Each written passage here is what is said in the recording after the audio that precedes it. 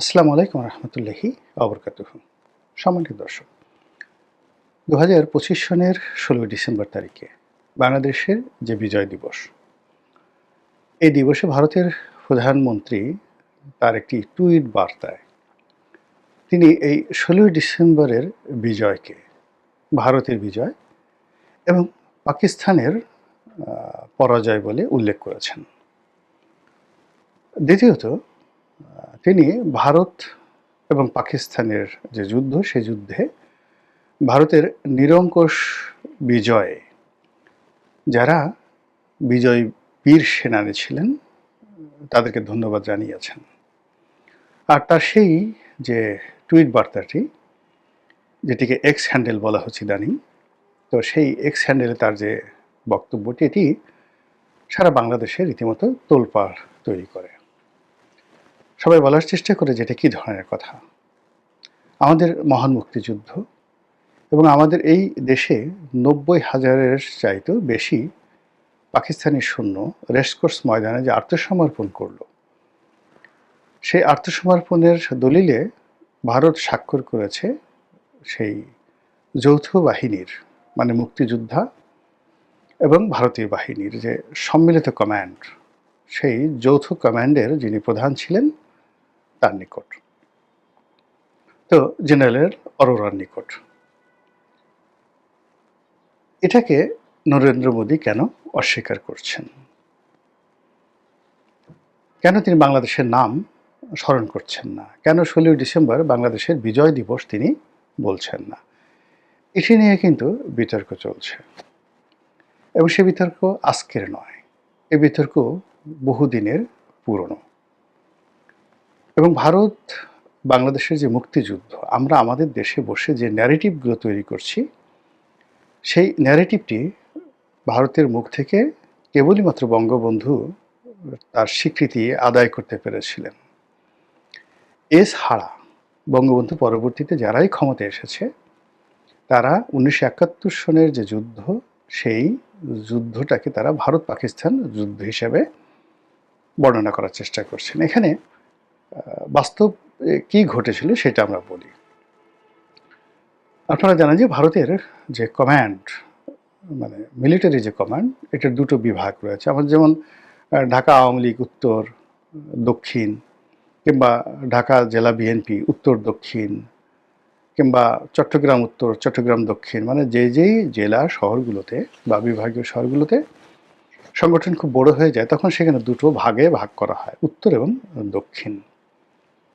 তো এভাবে কোথাও পূর্ব বা কোথাও পশ্চিম, আমাদের এই শহরে উত্তর দক্ষিণটি মানে এইভাবে আড়াআড়ি করলে সবার জন্য ভালো হয়। কিন্তু যদি এমন হতো তাহলে পূর্ব এবং পশ্চিম হিসেবে তারা ভাগ করত।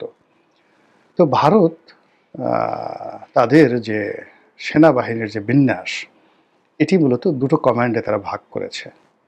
একটা হলো ইস্টার্ন রিজন, পূর্বাঞ্চলীয় যে কমান্ড, যেমন আমেরিকা রয়েছে প্যাসিফিক কমান্ড, তো এরকম ভারতে রয়েছে পূর্বাঞ্চলীয় কমান্ড। এখন পূর্বাঞ্চলীয় কমান্ড বলতে আমাদের বাংলাদেশ এবং ভারতের যে 7 সিস্টার্স, এই অঞ্চলটি সেনাবাহিনীর যে কমান্ড নিয়ন্ত্রণ করে, এটা হলো পূর্বাঞ্চলীয় কমান্ড, ইস্টার্ন রিজন। আর আরেকটি কমান্ড হলো ওয়েস্টার্ন রিজন, সেটি হলো কাশ্মীর, পাঞ্জাব, পাকিস্তান। এই বেলটা যে সেনাবাহিনীর যে অংশটি থাকে, সেটিকে তারা ওয়েস্টার্ন রিজন বা ওয়েস্টার্ন কমান্ড হিসেবে ভারতীয় সেনাবাহিনী মনে করে। তো বাংলাদেশে যে ঘটনাগুলো ঘটছিল, এর আগে ধরুন 1965 একটা যুদ্ধ হয়েছিল। তো সেই যুদ্ধে ভারত এবং পাকিস্তানের, সেই যুদ্ধে পুরো যুদ্ধটাই ছিল ভারতের ওয়েস্টার্ন কমান্ডের মাধ্যমে। ভারত ভয় পাচ্ছিল যে যাকে বলা হয়, যদি ঢাকাতে পাকিস্তান সেনাবাহিনীর যে কমান্ড রয়েছে, এবং 1965-এ যাকে বলা হয়, যদি পাকিস্তান আর্মি চাইতো, এটি আসলে 24 ঘন্টার বেশি লাগতো না। যে ভয়টা ভারত করেছিল সেটি হলো যে, এখানে তো ঢাকাতে প্রায় 1 লাখ সৈন্য ছিল, পাকিস্তানের 1 লাখ সৈন্য ছিল 65-এ। তো যখন পাঞ্জাব ফ্রন্টে যুদ্ধ হচ্ছিল, ওয়েস্টার্ন ফ্রন্টে যুদ্ধ হচ্ছিল, তখন ইস্টার্ন রিজনটা বলতে গেলে ফাঁকা ছিল, এবং এখানকার যত সৈন্য, ভারতের যত সৈন্য, তারা সব ওই পাঞ্জাব রেজিমেন্টে তারা সমাবেশ ঘটিয়েছিল। ওখানে ব্যাপক যুদ্ধ আইয়ুব খানের জামানাতে। তখন ভারত ভয় পেয়েছিল যে যদি পূর্ববঙ্গে তাদের যে মেশিনারিজগুলো আছে এটাকে ফরওয়ার্ড করে, তাহলে তো তারা ইচ্ছে করলে ভারতের যে 7 সিস্টার্স আছে এটাকে তারা বিচ্ছিন্ন করে দিতে পারে। এটা হলো ওদের ভয়। আবার অন্যদিকে পাকিস্তান আর্মি চিন্তা করছিল যে তাদের যে কোনো মূল্যে পাঞ্জাব রক্ষা করতে হবে, যে কোনো মূল্যে করাচি রক্ষা করতে হবে, ইসলামাবাদ রক্ষা করতে হবে, পিন্ডি রক্ষা করতে হবে। তারা বাংলাদেশ নিয়ে চিন্তাই করেনি, একদম চিন্তা করেনি। তো এই অবস্থাতেই পাকিস্তান সেনাবাহিনীর এই যে বাংলাদেশ নিয়ে যেটা গা ছাড়া ভাব, এই কারণে আমাদের যারা রাজনীতিবিদ তারা ভয় পাচ্ছিলেন, বিশেষ করে যারা ভারত বিরোধী রাজনীতিবিদ, যে এই বাংলা যেভাবে অরক্ষিত অবস্থায় আছে, ভারত যদি জাস্ট একটু চোখ টিপ মারে তাহলে তো মানে আমাদের সিলেট, যশোর, বেনাপোল, কুষ্টিয়া, ভেড়ামারা এই সকল এলাকা ভারতের জন্য দখল করা ওয়ান-টুর বিষয়। ফলে 1965-এ যে একটা মনস্তাত্ত্বিক যুদ্ধ হয়ে যায় বাঙালির মধ্যে, তখন থেকেই বাঙালিরা চিন্তা করলো যে না, প্রথমে স্বায়ত্তশাসন, পরে স্বাধীনতার দাবি প্রবল থেকে প্রবলতর হতে থাকলো। আর ভারত যেটা ওই যে ভয় পেয়েছিল ওই সময়টাতে 7 সিস্টার্স পাকিস্তান দখল করে নিতে পারে, ওই ভয়টা তাদের এমন যাকে বলা হয় মানে পর্যায়ে পৌঁছলো যে যুদ্ধ শেষ হওয়ার পর 1965-এর যুদ্ধ শেষ হওয়ার পর ভারতের অর্থনৈতিক অবস্থা খুব খারাপ, কিন্তু তারপরেও তারা সর্বোচ্চ অর্থ বিনিয়োগ করেছে এই পূর্ববঙ্গে, মানে পাকিস্তানকে বিচ্ছিন্ন করে দেওয়ার জন্য। যাই যখন যুদ্ধটা অনিবার্য হয়ে পড়ল, যে যুদ্ধটা আসলে তখন কোনো রাজনীতিবিদ চায়নি, পাকিস্তান মনে করেছিল যে যেহেতু বাঙালি, ভীরু বাঙালি, তাদেরকে জুলুম অত্যাচার করলে তারা দমে যাবে। অর্থাৎ 24-এর যেভাবে দমনপীড়ন চলেছিল এবং সরকারি বাহিনী মানে আওয়ামী লীগের যারা সরকার তারা মনে করেছিল যে এটা কোনো ব্যাপার না, অতীতে বহুবার বিরোধী দলদের উপর লাঠি চার্জ করে, মামলা হামলা করে, গ্রেনেড চার্জ করে সফলতা পাওয়া গেছে, কাজেই ছাত্র যারা আছে কোনো ব্যাপারই না।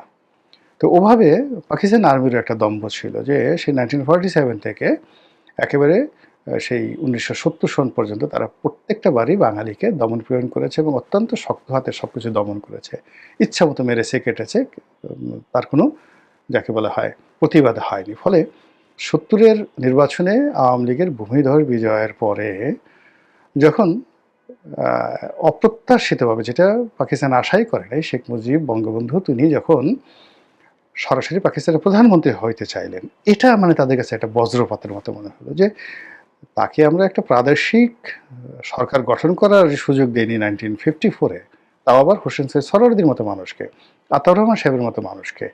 তো সেখানে বঙ্গবন্ধু শেখ মুজিবুর রহমান তিনি একেবারে পাকিস্তানের প্রধানমন্ত্রী হবেন সম্মিলিতভাবে, এটা তাদের কাছে মনে হয় যেন এখন বাংলাদেশে যদি এই যে সমস্যা হলো যে বাংলাদেশে যদি এই যে যাকে বলা হয় এখন এই যে এনসিপির যে কোনো একজন নেতা শারজিল যদি এখন প্রধানমন্ত্রী হতে চান, এটা তারেক রহমান সাহেবের ইগোতে যেভাবে লাগবে, বা একেবারে হয়েই যান, যদি হাসনাত বা সার্জি যদি হয়েই যান, মাহফুজ যদি হয়ে যান, তাহলে শেখ হাসিনা, বেগম জিয়া, তারেক রহমান সাহেব, এমনকি জামাতের আমির দেখবেন যে গলা জড়াজড়ি করে কান্নাকাটি শুরু করবে, এক হয়ে যাবে। এটা কি হলো?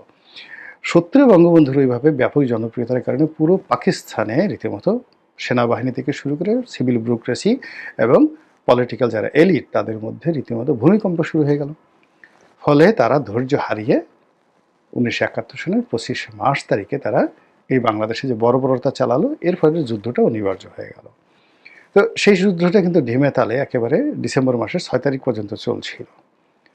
আর 6 তারিখে যখন দেখলো যে পাকিস্তান তো এমনি এখানে আসলে তারা হতাশ ছিল, বিভিন্ন কারণে হতাশ ছিল, এর মধ্যে ভারত সরাসরি যুদ্ধে না জড়িয়ে অস্ত্র দিয়ে বিভিন্নভাবে দিয়ে এবং গ্লোবালি মানে পাবলিক রিলেশন করে, জনসংযোগ করে ইন্দিরা গান্ধী পুরো বিশ্ব জনমতটাকে পাকিস্তানের বিরুদ্ধে নিয়ে গিয়েছিল।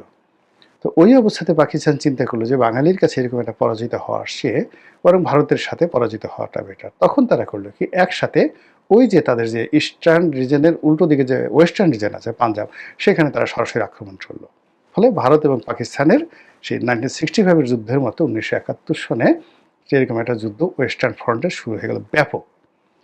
এবং সেই যুদ্ধের ওছিলায়, যেহেতু ওখানে যুদ্ধ চলছে, সেই যুদ্ধের ওছিলায় এর আগে কিন্তু পাকিস্তানে মানে আমাদের পূর্ববঙ্গে ভারতীয় সৈন্য সমাবেশ করে। যেহেতু ওয়েস্টার্ন ফ্রন্টের যুদ্ধ হলো, সঙ্গে সঙ্গে ভারত পাকিস্তানের বিরুদ্ধে যুদ্ধ ঘোষণা করে ওখানে যুদ্ধ করলো আর এখানে সৈন্য সমাবেশ করলো। আর এই 16 তারিখ থেকে ওই দিন 4-5 দিনের মধ্যে যুদ্ধের সমস্ত গতি প্রকৃতি পাল্টে গেল।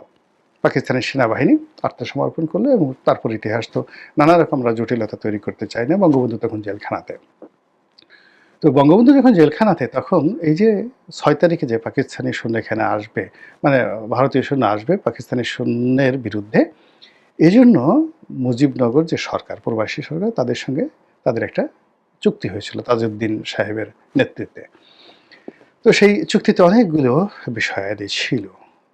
দেশের পররাষ্ট্রনীতি নিয়ে আগামীতে কি থাকবে না থাকবে, ভারতের অনেকগুলো শর্ত ছিল এবং প্রবাসী সরকার তাদের কোনো ওয়ে ছিল না, তারা সেটা মেনে নিয়েছিল।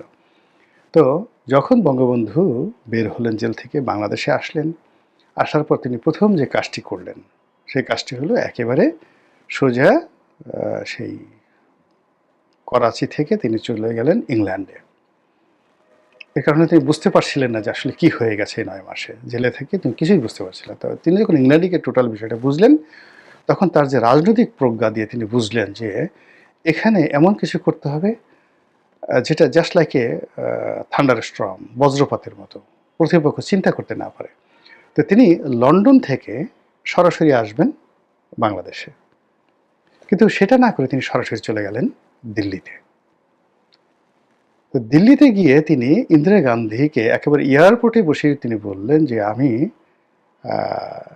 আপনার মেহমান হব না, এখান থেকে যাব না, আপনি এখানে বসে আমাকে ঘোষণা দিতে হবে কবে মানে বাংলাদেশ থেকে আপনি সৈন্য প্রত্যাহার করবেন।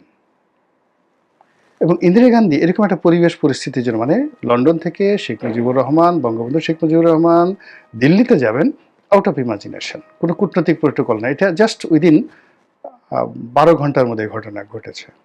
আবার তিনি কেন এসছেন, কি আসছেন, একজন বিরোধী দলীয় নেতা, এখনও মানে কারাগার থেকে মুক্তি পেয়েই তিনি সেখানে আসছেন, কি বলবেন না বলবেন, মানে ওনার মতো একজন মেধাবী লোক এটা কল্পনাই করতে পারেন এরকম একটা ঘটনা। এবং তিনি যে ভাষায়, যে ব্যক্তিত্ব নিয়ে তাকে বললেন যে আপনার সৈন্যবাহিনী কবে হবে এটা না বলা পর্যন্ত আমি আপনার এই প্লেনে থেকে নামবো, নেমেছি কিন্তু আবার আমি উঠে যাব, আপনার মেহমান হবে না। তখন ইন্দিরা গান্ধী মুচকি হেসে বললেন যে আপনার যে জন্মদিন, সেই জন্মদিনই ভারতীয় সৈন্য চলে আসবে।